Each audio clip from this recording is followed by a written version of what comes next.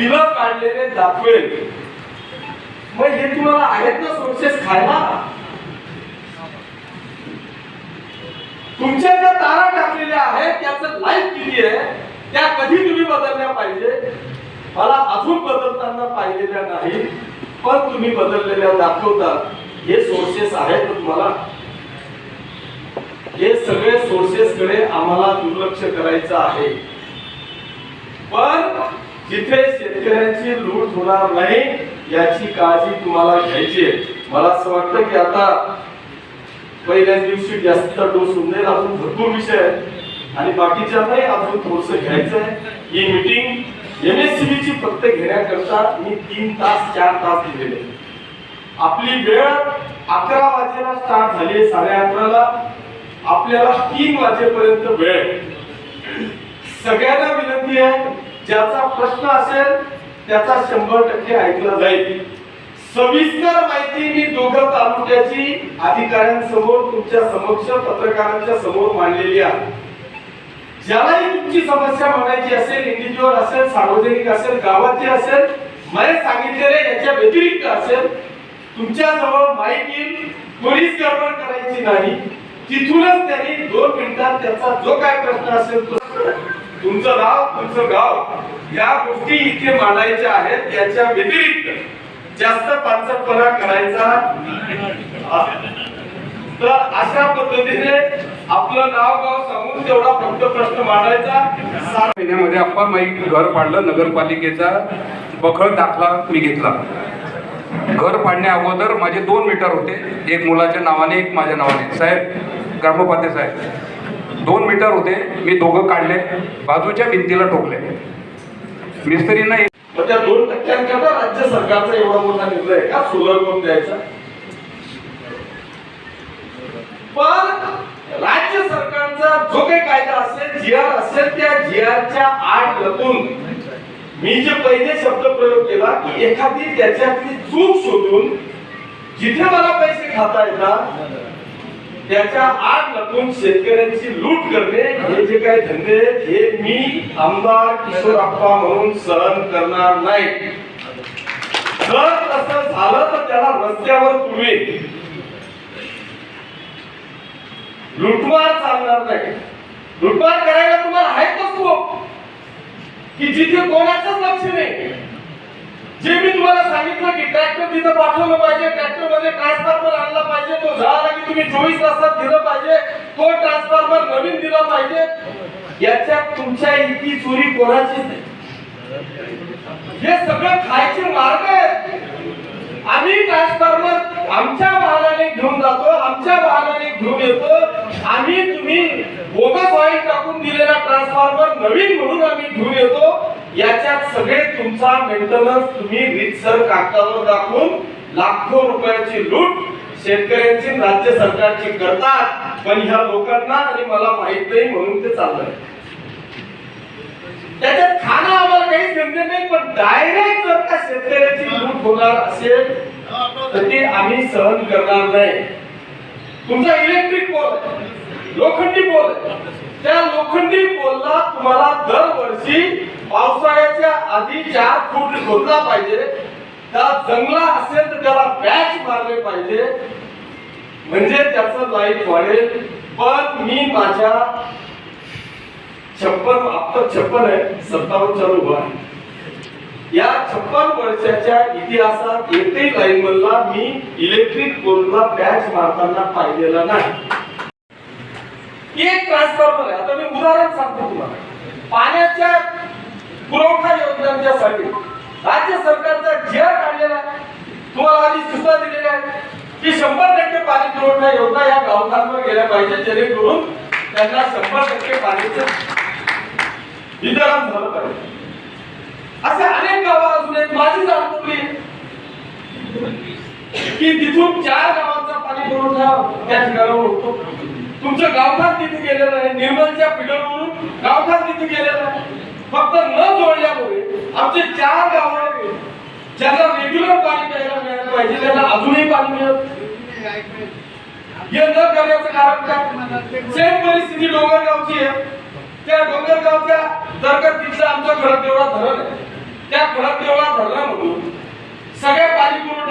28 गावांच्या पाणी पुरवठ्याच्या योजना आहेत. पाणी पुरवठ्याच्या योजनेकरता असलेल्या ट्रान्सफॉर्मर तिथून आपण वीज देण्याच्या ऐवजी खासगी शेतकऱ्यांना तिथं देण्याचं कारण काय? त्याच्यामुळे त्या लोकांनाही पाणी मिळत नाही. याला तुम्ही एकत्र द्यायचे असेल तर लोड वाढवा, ट्रान्सफॉर्मर करा, लोड डिस्ट्रीब्यूट करा. या सगळ्या गोष्टी न करता फक्त कितीही वोट दिले तर हे सगळे प्रॉब्लेम क्रिएट होतात.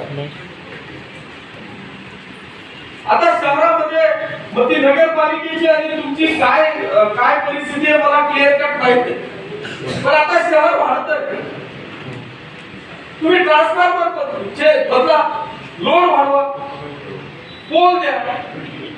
2-3 वर्ष एखादं घर बांधलं जातं, तुम्ही त्याला डिमांड देत नाही. कागद काय पोलमध्ये अंधारात राहायचं, आकडा टाकला तर तुम्ही पोळ्या बऱ्या करणार. डिमांड करता वर्षानुवर्ष तुमच्याकडे लाईन लावून नको उभे आहेत, तुम्ही डिमांड देत नाही, लाईटही देत नाही. जबाबदारी कोणाची आहे? सेम परिस्थिती सोलर पंपाची. एखाद्याला आता नेमकं त्या सोलर पंपावर सुद्धा आम्हाला चांगली गोष्ट आहे, शासनाने अतिशय चांगल्या पद्धतीची योजना केलेली आहे. आमचं महायुतीचं सरकारचं हे अभिनंदन आणि कौतुक केलं.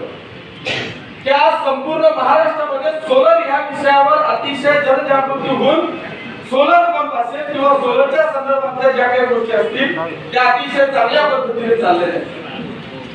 तर तुम्ही एका बाजूला त्या एका विहिरीवर जर पूर्वीचं कनेक्शन असेल तर सोलर देते, बरं मिळालं तर मग ते कसं मिळतं तुम्हाला सांगू. तुमचा इंजिनियर, तुमचा मेंबर, तुमचा डेप्युटी इंजिनियर त्याला थोडेसे पैसे देऊ द्या, तो दुसरा सर्वे नंबरचा पार्ट इकडे करून गुगलचा फोटो काढतो, दुसऱ्या दिवशी तिथं सोलर पंप बसतो. पैसे नका देऊ द्या, तुमच्याकडे डिमांड होता, तुमच्याकडे विहिरीवर पंप आहे, तुम्हाला सोलर देता येणार नाही. आता लाईट नसलेले, डिमांड नसलेले किती लोक आहेत? निर्णय आहे की ते स्मार्ट मीटर लावा, हरकत नाही, तो केंद्र आणि राज्य सरकारचा निर्णय आहे, त्याच्यामुळे त्याच्यात मला विरोधात जाता नक्की येणार नाही. परंतु साहेब जी काय परिस्थिती आहे, एक व्यक्ती की जो जुन्या मीटरमध्ये मोलमजुरी करणारा व्यक्ती की ज्याचं 200-500 रुपये बिल येतंय, तुम्ही स्मार्ट मीटर लावलं की त्याचं डायरेक्ट 5000 रुपये बिल येतंय. हा नेमका फरक काय? त्याच्यातही माननीय मुख्यमंत्री महोदयांनी थोडस एक स्पष्ट विश्लेषण दिलं. त्याच्यात काही अंशी तथ्य आहे, मी समजू शकतो. त्यांनी सांगितलं की मागच्या 25 वर्षातले जो काही 1-1.5 महिना होता तो इतका हिटचा होता की त्याच्यामुळे मागच्या वेळेस 25,000 युनिट जर का 25,000 काहीतरी सांगितलं की एवढे युनिट जर का महाराष्ट्रात मागच्या वर्षी ह्या महिन्यात वापरले गेले आणि ह्या वर्षी त्याच महिन्यात एवढे युनिट वापरले गेले, त्याच्यामुळे कदाचित ते बिल वाढलेली असतील. पण साहेब आपल्या माहिती करता नक्कीच माननीय मुख्यमंत्री महोदयांचं मी स्वागत करेन, त्यांचे दिलेले निर्णय आम्ही स्वीकारतो. परंतु जर तुम्ही विचार केला की जो एखादी गरीब कुटुंबामध्ये राहणारा मोलमजुरी करणारा नवरा पाहिजे की जो सकाळी 9 वाजता घराला कुलूप लावून शेतात जातोय, त्याचं दिवसभराचं काम आटपून संध्याकाळी घरी येतोय, ही त्याची वर्षानुवर्ष प्रॅक्टिस आहे. असं असताना रात्री त्याच्या घरातला कधीच फॅन बदलला नाही, कधीच तिथे एसी आला नाही, हीट जे होतं ते दिवसा होतं, रात्री नाही. तो एकच फॅन वर्षानुवर्ष वापरत असताना हे नेमकं का झालं हा मला प्रश्न नाहीये, माझ्याजवळ त्याचं उत्तर नाहीये. पण आम्हाला दिसतंय की तो घरी नसताना तुम्ही त्याला स्मार्ट मीटर लावलं आणि त्या स्मार्ट मीटरमुळे ज्याचं 500 रुपयाचं वीज बिल होतं ते आज 5,000वर आलं. याचं कारण तुम्हाला शोधावं लागेल. दुसरा विषय तुम्हाला यांना पुस्तक, मी साहेब आम सभा जर का घेतली तर आम सभेमध्ये 80% वेळ फक्त एमएससीबी वर जायचा आणि 20% मध्ये सगळे विषय व्हायचे. म्हणून आज फक्त एमएससीबी वर विषय आपण घेतलेला आहे. असे अनेक विषय आहेत. पण माझी आपल्याला विनंती आहे तुमचा चेहरा मला सांगतोय की तुम्ही एकदम सुंदर काम कराल, काहीतरी बदल करून द्याल अशी मला खात्री वाटते. मी उपस्थित सगळ्यांना या निमित्तानं विनंती करेन, मी एक्झिक्युटिव्ह इंजिनियर पासून तर लाईनमन पर्यंत मी सगळ्यांना आजपर्यंतच्या माझ्या राजकीय आयुष्यात एकही अधिकारी किशोर अप्पाविषयी तक्रार करू शकत नाही की यांनी आमच्यावर अन्याय केला. पण मी जनतेवर अन्याय होऊ देणार नाही हे सुद्धा तेवढंच करेन. माझी विनंती आहे, माझा 100% अधिकारी कर्मचारी या सगळ्यांना पाठिंबा असणारच आहे, पण चांगल्या कामासाठी. त्याच्यामुळे उपस्थित सगळ्यांना, जे आमचे शेतकरी बांधव आले, सगळे लोकप्रतिनिधी आले, सगळे ग्रामपंचायत सरपंच असतील, पत्रकार बांधव असतील, ज्यांना ज्यांना मी तुमच्या बऱ्यापैकी विषय हे घेतलेले आहेत. अजून जे काही किरकोळ विषय असतील या संदर्भामध्ये आपण फक्त प्रश्न मांडावा, प्रश्नाचं उत्तर आपण घेऊ. मी ह्या सगळ्या चर्चेनंतर आज तुम्हाला बोलवलेलं आहे, येणाऱ्या 8-10 दिवसानंतर, 15 दिवसानंतर आपण तुमची सगळं तुम्ही परिसर पाहून घ्या. आजच्या ज्या सूचना आहेत त्या सगळ्या सूचना तुम्ही या सगळ्यांना द्या. मी म्हणून मीटिंग बोलवताना लाईनमन पासून तर तुमच्यापर्यंत बोलवलेलं आहे. या सगळ्या गोष्टींच्या बरोबर म्हणजे हे सगळे तुम्ही समजून घेऊन 15 दिवसात त्याच्यावर आपण काय बदल करू शकतो किंवा काय करू शकत नाही याचं डिटेल तुम्ही माझ्यापर्यंत द्या. हे नाचे बोललं काय, हे सगळं माझ्यापर्यंत द्या. तुमच्याकडून जे होणार असेल ते यश करा, जे शासनाकडून आणायचं असेल ते सांगा. मला दुसरा एक महत्वाचा विषय, सगळ्या गोष्टींचा जर का तुम्ही विचार केला तर मला असं वाटतं की थेट एक्झिक्युटिव्ह इंजिनियरवर गुन्हे दाखल झाले पाहिजे, इतका गलिच्छ कारभार या युनिव्हर्सिटीचा आहे. त्याच्यामुळे साहेब माझी आपल्याला या निमित्तानं विनंती आहे की तुम्हाला प्रत्येक विषयात सिरियसली घ्यावं लागणार आहे. मी तुमच्या पाठीशी आहे, 100% पाठीशी आहे. पण असा इतका भोंगळा कारभार, इथं बिया आहेत, इथं सगळे लोक आहेत, पत्रकार बांधव आहेत, अशी परिस्थिती निर्माण होऊ शकते की डायरेक्ट तुमचे ट्रान्सफॉर्मर चोरीला जातात. मला असं वाटतं की ही जी काही गर्दी आहे ना, हे तुम्हाला तुमच्यावर असलेला हा सगळा सत्ता, तुमच्यावर असलेल्या प्रेमापोटी किंवा माझ्या प्रेमापोटी ही आलेली मंडळी नाही, MECB वर संतापापोटी आलेली ही गर्दी आहे. आणि आपल्याला माझी हात जोडून आपल्याला विनंती आहे, हे सगळे विषय एक सगळे विषय आपल्याला शांत चित्ताने जे काही विषय आहेत ते आपल्याला मार्गक्रमण करायचे आहेत. हे सगळे प्रॉब्लेम आपल्याला सॉल्व्ह करायचे आहेत. हे सगळं चायलेंज आपल्याला स्वीकारायचं आहे. आणि नुसतं करताना तो जोपर्यंत घरी राहत नाही, तुम्ही परस्पर जाऊन त्याचं मीटर काढून डायरेक्ट तिथं मीटर लावू शकणार नाही. याची विचार परवानगी घ्या, तो घरी आहे का हे बघा. त्याच पद्धतीने माझा एक तिसरा प्रश्न असा आहे की मी ज्या सांगितल्या की ज्या तारा तुमच्या वर्षानुवर्ष लावलेल्या आहेत, आमचा शेतकरी लाठी त्याची पुरते आहे, त्यामध्ये इलेक्ट्रिक शॉक सर्किट होऊन अनेक शेतकरी बांधवांची ज्वारी, बाजरी, केळी, ऊस सळून 2-2, 4-4 वर्ष होऊन पंचनामे झाले, अजूनही त्याला मदत मिळाली नाही. त्याचा पाठपुरावा करणारा नेमका कोण आहे, याला तुम्हाला मर्यादा काय आहे की एखाद्याचा पंचनामा झाला, तो रिपोर्ट तुमच्या शासनापर्यंत पोहोचला, त्याची मदत इतक्या दिवसात मिळायलाच पाहिजे, काय कालमर्यादा आहे याचा विचार आपण केला गेला पाहिजे. महत्वाचा विषय मी आपल्या माहितीसाठी सांगतो, तुमचे ट्रान्सफॉर्मर चोरीला जातात. कुठला गेला रे आता ट्रान्सफॉर्मर, मला नाव करून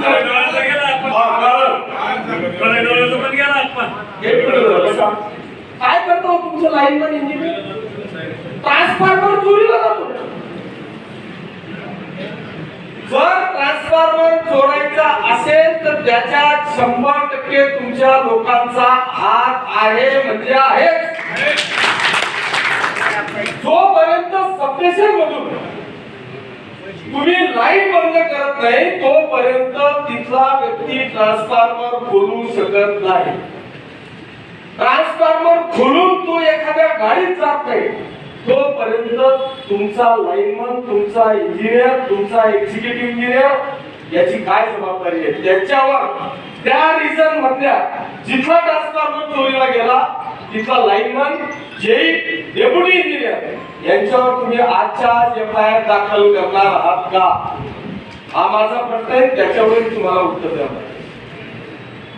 ट्रान्सफॉर्मर गेला, अरे गाळे कोणाचे गेले? मधले तारा कुठल्या गावाचे गेले?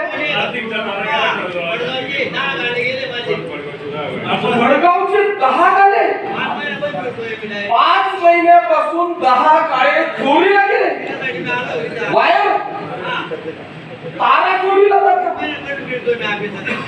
म्हणजे किती भयानक असा तुमचा जो ऐका तुमचा जो कारभार अधिकाऱ्यांना की ज्याची खरी ही नोकरी आहे, ज्याची जबाबदारी आहे, या जनतेची सेवा करणं हा तुमचा जॉब आहे, हे तुमचं कर्तव्य आहे. असं असताना आमच्या जनतेवर अन्याय का? हा माझा प्रश्न त्यावेळेस होता, आजही तो कायम आहे.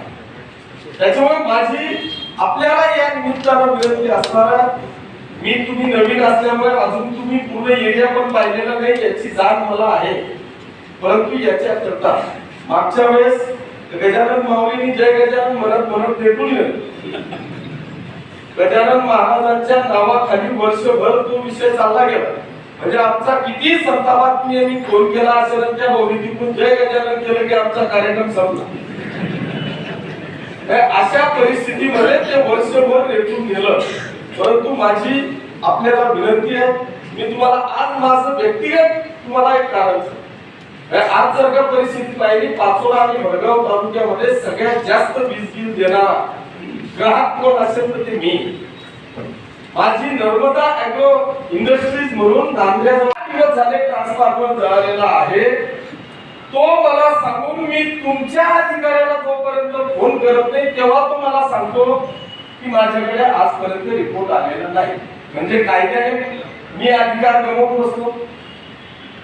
मग तुमचा लाईनमन काय करतो की जर का त्याला 8 दिवसापूर्वी माहिती आहे की हा ट्रान्सफॉर्मर जळालेला आहे, त्याचा रिपोर्ट आल्याशिवाय तुमचा अधिकारी हा ट्रान्सफॉर्मर देऊ शकत नाही, मग तुमच्या त्या लाईनमनवर तुम्ही काय कारवाई करणार?